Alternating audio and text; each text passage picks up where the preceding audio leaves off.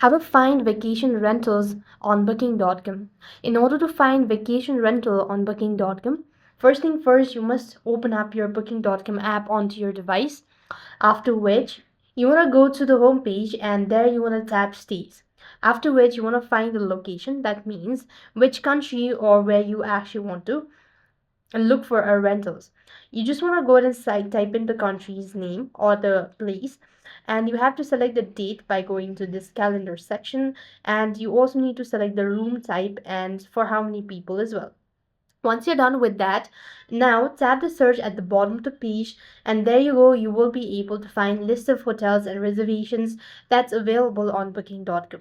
Now to select it, you just want to go ahead and tap open that up, and if you like the particular stay, you just want to make sure to select room, and this is how you're supposed to find vacation rental on booking.com. So with that being said, thank you for watching. See you in the next video.